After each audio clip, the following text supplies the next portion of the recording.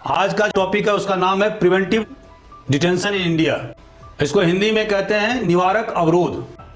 तो आखिर प्रश्न यह उठता है कि हमारे संविधान निर्माताओं ने प्रिवेंटिव डिटेंशन जिसकी व्याख्या आर्टिकल 22 में की गई है उसको क्यों रखा गया है, ये ड्रैकोनियन लॉ को क्यों रखा गया है? क्योंकि आप देखते हैं कि जो विकसित राष्ट्र हैं जैसे कि अमेरिका, ब्रिटेन, जर्मनी, तो वहां पर तो इमरजेंसी के दौरान, आपातकाल के दौरान इस प्रकार के कानून बनाए गए हैं, लेकिन पीस टाइम में इस प्रकार के कानून कहीं नहीं है।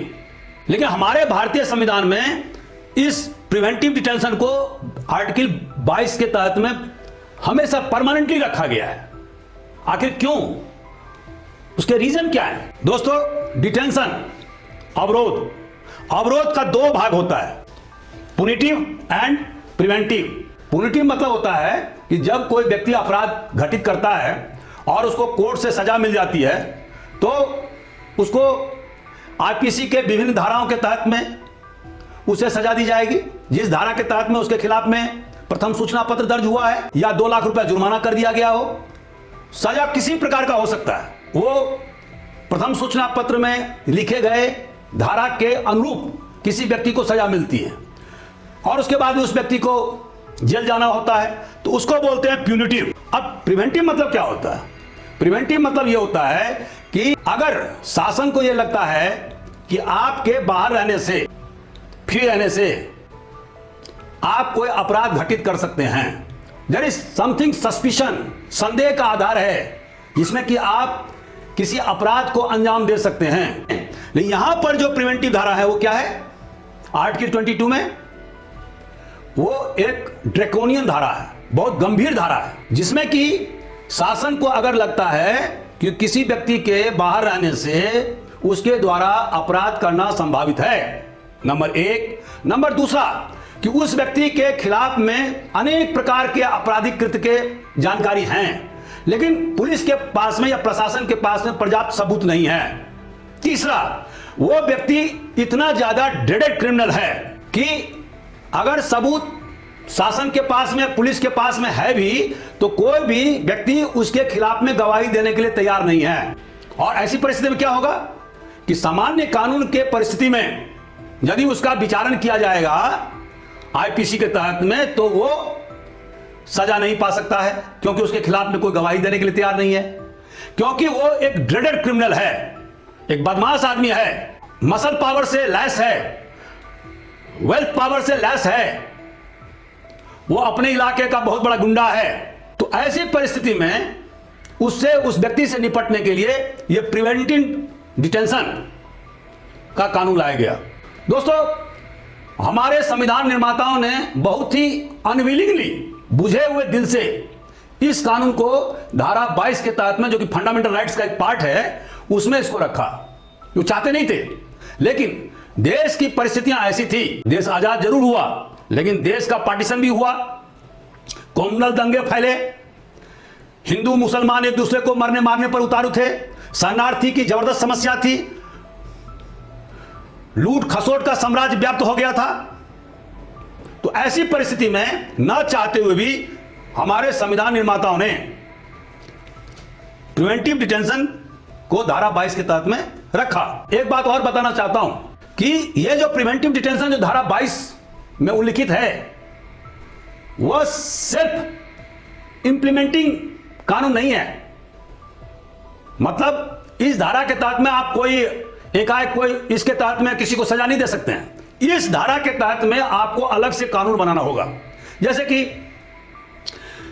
केंद्र सरकार ने नेशनल सिक्योरिटी एक्ट NSA 1980 में बनाया, उसके पहले 1971 में maintenance of internal security act बनाया था, जिसको मीसा शॉर्ट में बोलते हैं।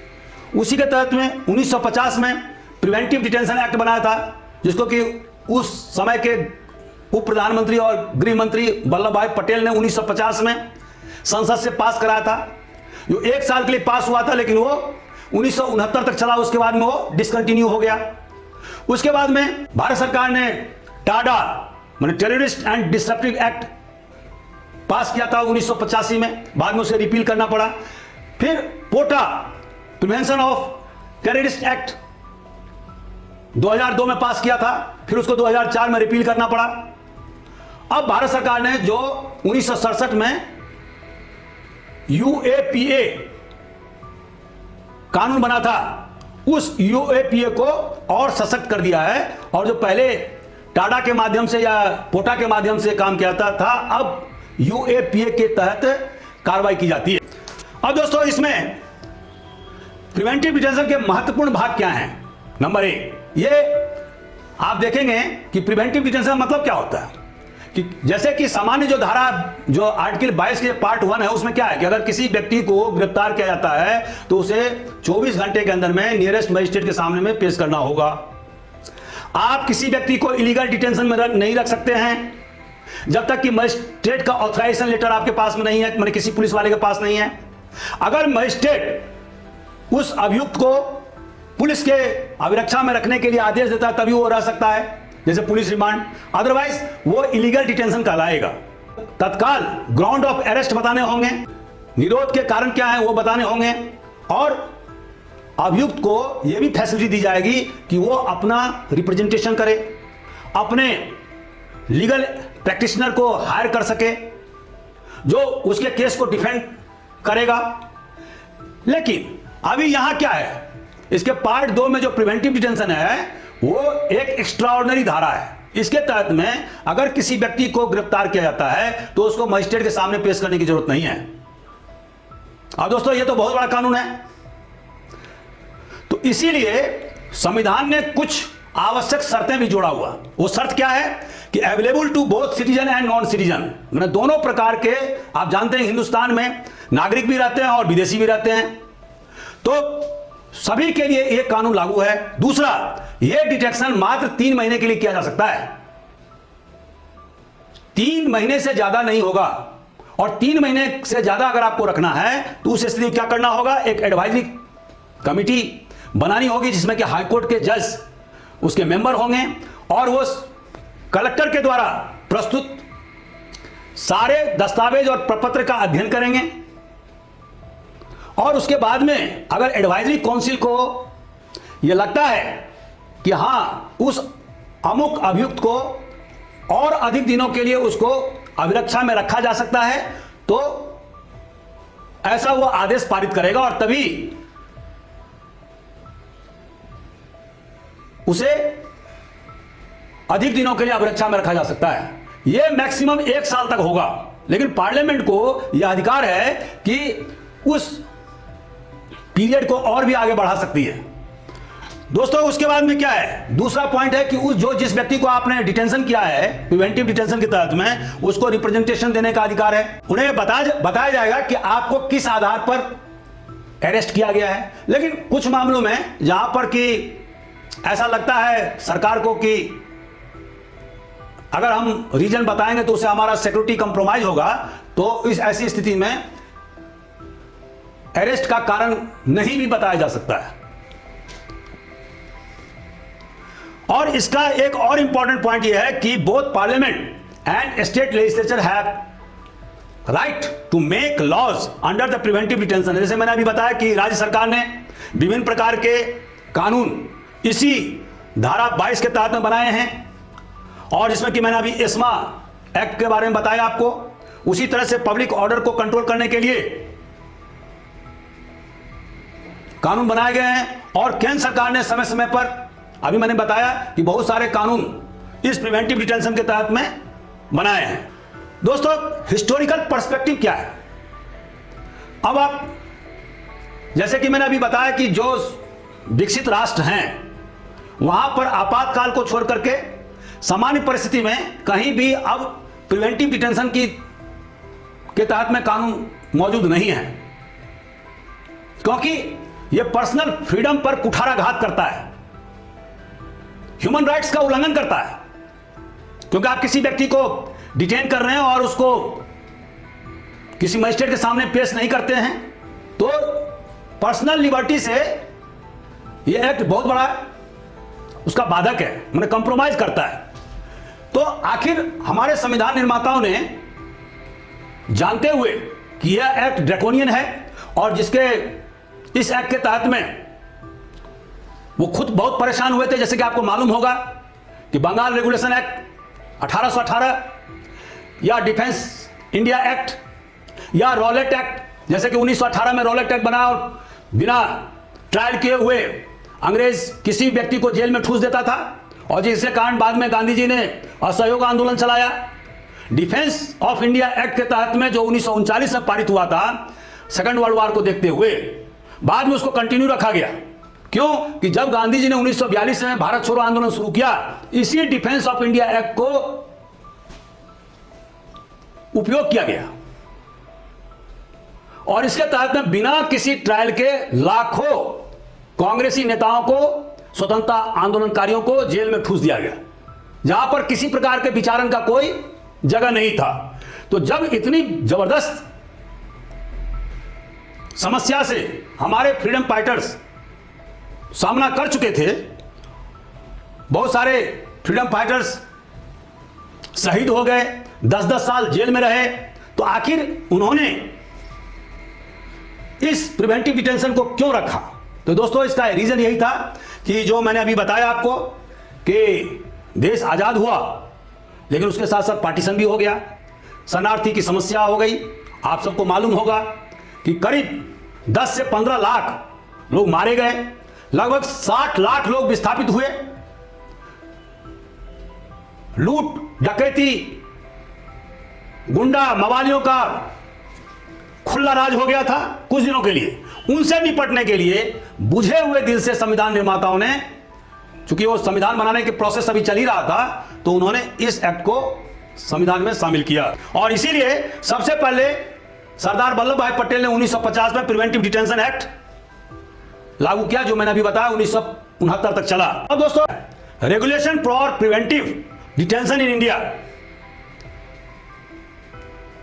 जैसे मैंने कहा प्रिवेंटिव डिटेंशन एक्ट 1950 में सबसे पहले लागू किया गया था। उसके बाद में Misa maintenance of internal security act 1971 में लागू किया गया। बाद में जनता सरकार ने 1978 में इसको रिपील कर दिया। अब जज the constitutional provide any safeguard against misuse of preventive detention. क्या हमारे देश के संविधान प्रिवेंटिव डिटेंशन माना अवरोधक के खिलाफ में कोई सुरक्षा व्यवस्था करता है? तो क्या क्या सुरक्षा व्यवस्था है? नंबर 1 कि 3 महीने से अधिक दिन तक नहीं रखा जा सकता है। नंबर 2, डिटेंशन के रीजन आपको बताने होंगे। उसके अलावा जिस व्यक्ति को आपने डिटेन किया है, उस व्यक्ति को रिप्रेजेंटेशन देने का अधिकार है। जिस आधार पर आपने उसको अरेस्ट किया, उस व्यक्ति को वो आधार आपको बताने होंगे। अगर आप इन तीनों कंडीशंस को फुलफिल नहीं करते हैं, तो ऐसी स्थिति में जिस व्यक्ति को आपने डिटेन किया है, उसको कोर्ट के द्वारा आजाद किया जा सकता है।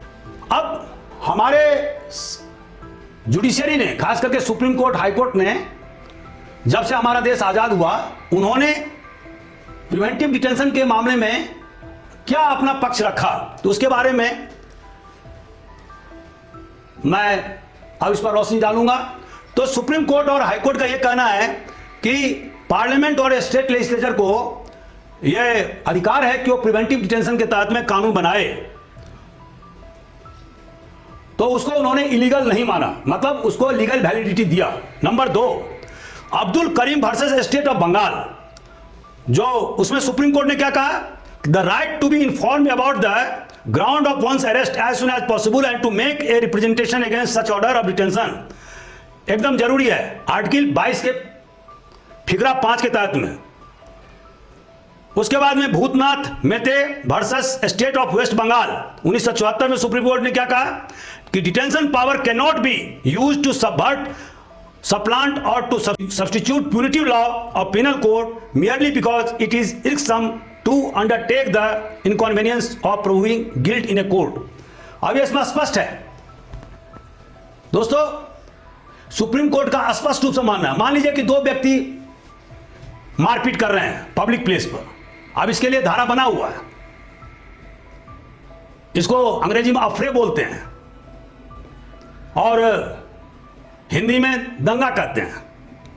अब इसके लिए धारा 160 में पनिशमेंट का प्रावधान है। लेकिन अगर कलेक्टर, क्योंकि आप जानते हैं कि नेशनल सिक्योरिटी एक्ट में कलेक्टर को ही किसी व्यक्ति को अरेस्ट करने का अधिकार है, तो उस दोनों व्यक्ति को अगर धारा 160 में ना बंद किया जा करके पुलिस के रिकमेंडेशन पर कलेक्टर क्या करता है, उसको एनएसए में बंद कर देता है 1980 के तहत में जो कानून है नेशनल सिक्योरिटी एक्ट का, तो यह गलत होगा। तो सुप्रीम कोर्ट का यह कहना है कि अगर किसी व्यक्ति के खिलाफ प्रिवेंटिव डिटेंशन लगाया गया, मतलब नेशनल सिक्योरिटी एक्ट की मान लो धारा लगाई गई, तो कोर्ट को देखना यह होगा कि क्या जो अपराध उस व्यक्ति के द्वारा किया गया है, क्या वो आईपीसी के धारा के तहत में उसके खिलाफ कार्रवाई की जा सकती थी या नहीं की जा सकती थी। अगर आंसर अफर्मेटिव है, माना हाँ में है, तो फिर प्रिवेंटिव डिटेंशन के तहत में उस व्यक्ति को गिरफ्तार किया जाना, जैसे उसके तहत में अभी भारत सरकार नेशनल सिक्योरिटी एक्ट बनाए हुए है या पोसा एक्ट बनाए हुए है जो कि इकोनॉमिक ऑफेंस है, तो या इस्मा एक्ट है राज्य सरकारों के द्वारा, अगर उसमें किसी व्यक्ति को गिरफ्तार किया जाता है तो यह सरासर गैर कानूनी है और सुप्रीम कोर्ट या हाई कोर्ट उसको स्ट्राइक डाउन कर देगा। तो कहने का आशय यह है कि आप जो ऑर्डिनरी लॉज हैं उसके बदले में आप जो एक्स्ट्राऑर्डिनरी लॉ है उसको पुट नहीं कर सकते। अगर ऐसा करते हैं, माने एग्जीक्यूटिव करता है, क्योंकि ये जो प्रिवेंटिव डिटेंशन को एक एडमिनिस्ट्रेटिव डिटेंशन भी कहते हैं, इसमें जो एग्जीक्यूटिव है, मतलब आपको मालूम होना चाहिए कि नेशनल सिक्योरिटी एक्ट 1980 या यूएपीए के तहत में यह कार्रवाई करने का अधिकार किसको है? जिला कलेक्टर को है, on the recommendation of superintendent of police. Superintendent of police पूरा मटेरियल तैयार करता है, ड्राफ्ट तैयार करता है, और उसके बाद में जिले का कलेक्टर अगर वो समझता है कि ये जो किसी व्यक्ति के खिलाफ में जो पूरा जो चार्जशीट तैयार किया गया वो सफिशिएंट है, तो ऐसी स्थिति में कलेक्टर उसको दस्तखत कर देगा और अमुक व्यक्ति को नेशनल सिक्योरिटी एक्ट के तहत में जेल में भेज देगा और बिना ट्रायल के 3 महीने तक जेल में रह सकता है। तो ये जो ड्रैकोनियन पावर है उसका इस्तेमाल स्पेयरिंगली होना चाहिए, अपवाद स्वरूप होना चाहिए। लेकिन हम क्या देखते हैं, अभी बहुत सारे जो एजेंसीज के जो विश्लेषण प्राप्त हुए हैं तो उसमें हम क्या देखते हैं कि छोटे छोटे मामले में भी एनएसए पुलिस वाले लगा देते हैं और कलेक्टर उस पर दस्तखत कर देता है। मुझे याद है कि कटनी के सटोरिया के खिलाफ में एनएसए लगा दिया गया था 1994 में।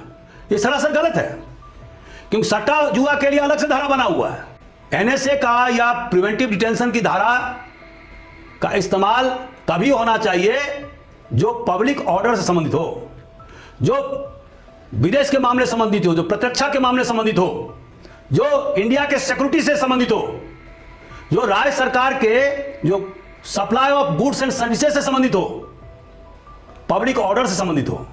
अगर इसके अलावा जो अन्य मामले में अगर एनएसए लगाया जाता है तो ये गलत है। जैसे कि अभी यूपी में देखा गया कि अधिकांश मामले कॉ स्लॉटर से संबंधित था, गौवध से संबंधित था, गलत है। उसके लिए अलग से धारा बनी हुई है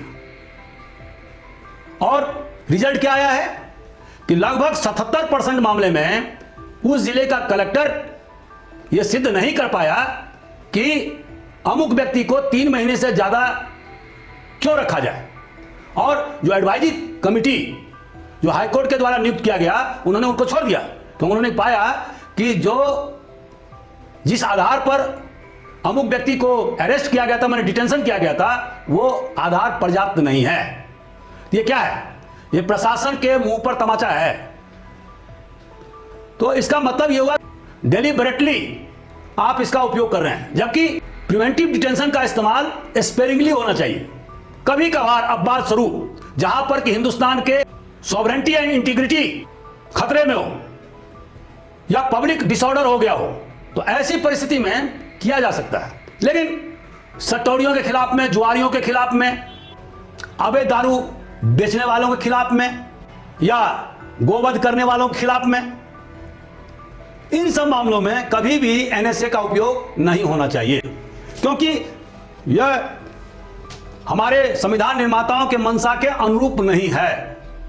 आपको यह बता देना चाहता हूं कि जब इस धारा का एंट्री हमारे संविधान में होने लगा तो अधिकांश जो मेंबर थे कॉन्स्टिट्यूएंट असेंबली में, वो ड्राफ्टिंग कमेटी के जो मेंबर और चेयरमैन के जबरदस्त विरोध किया उन्होंने।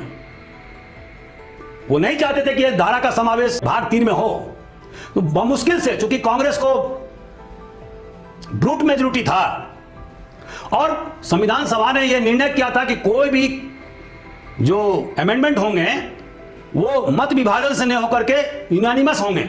हालांकि कांग्रेस को इसको करने की जरूरत नहीं थी।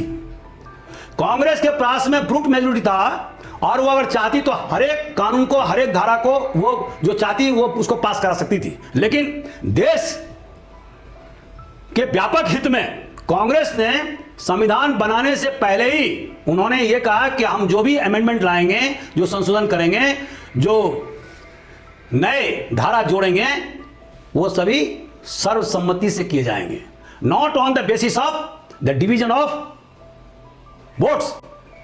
तो दोस्तों, तो प्रिवेंटिव डिटेंशन क्या, जो अभी जो ये प्रिवेंटिव डिटेंशन जो हमारे देश में चल रहा है, जैसे एनएसए चल रहा है, या पोफे पोसा चल रहा है, या यूएपीए चल रहा है, या एस्मा कानून चल रहा है, तो क्या ये जो प्रिवेंटिव डिटेंशन की जो कानून जो हमारे देश में है, क्या ये कार्यपालिका के हाथ में हमारे पर्सनल लिबर्टी को, हमारे व्यक्तिगत स्वतंत्रता को खत्म करने के लिए एक औजार के रूप में काम कर रहा है?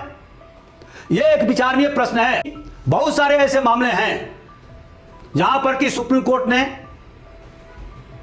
डिटेनी को, जो प्रिवेंटिव डिटेंशन के तहत में जो बंद किए गए थे जेलों में, उसको छोड़ दिया।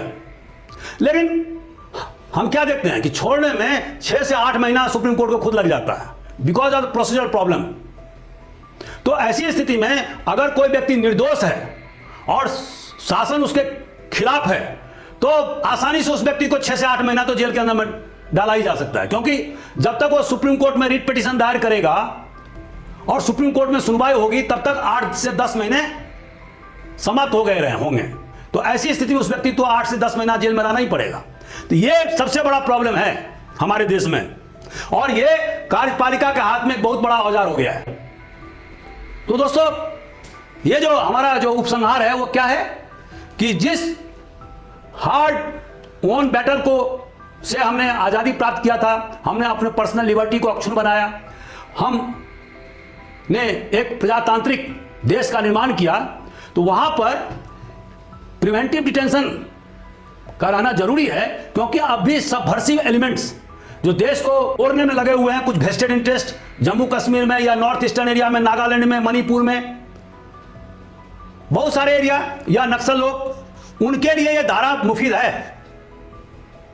लेकिन सामान्य परिस्थितियों में, सामान्य व्यवस्था के तहत में इस धारा का, इस कानून का उपयोग नहीं होना चाहिए, क्योंकि इससे हमारे पर्सनल जो लिबर्टी है, जो हमारा व्यक्तिगत स्वतंत्रता है, उस पर बहुत बड़ा आघात पहुंचता है। क्योंकि हम एक प्रजातांत्रिक देश हैं और विश्व के सबसे बड़े प्रजातांत्रिक देश हैं, तो इसको हमें ध्यान रखना होगा। और इसीलिए जो 3 महीने का जो समय दिया गया है, उसके बाद जो एक एडवाइजरी कमेटी का प्रोविजन किया गया, उसमें जुडिशियल मेंबर्स होनी चाहिए जो सम्यक रूप से उसका विश्लेषण करें और देखें कि क्या कलेक्टर के द्वारा जो किसी व्यक्ति को इस एक्ट के तहत में जेल में ठूसा गया है, क्या वो सही है या नहीं है। अगर सही नहीं है तो उसको तत्काल रिलीज का ऑर्डर दे। दूसरी बात कि इस एक्ट के तहत में उसी व्यक्ति को डिटेन करना चाहिए जो व्यक्ति बहुत ही ज्यादा ड्रेडेड क्रिमिनल है, जो समाज का सबसे बड़ा कैंसर है, जिसके खिलाफ में कोई गवाही देने के लिए तैयार नहीं है, नॉर्मल जुडिशियल प्रोसेस या ट्रायल प्रोसेस नहीं किए जा सकते हैं, इन्वेस्टिगेशन के तहत में पर्याप्त साक्ष्य नहीं जुटाए जा सकते हैं, जबकि हमें पता है कि वो सैकड़ों हत्या का या गंभीर अपराध का कसूरवार है, उस पर there are so many suspicions against him. लेकिन उसके बाद भी हमारा जो क्रिमिनल प्रक्रिया है वो उसको सजा देने के लिए सक्षम नहीं हो पा रहा है। तो ऐसी स्थिति में इस कानून का उपयोग किया जाना अत्यंत आवश्यक है। Thank you very much.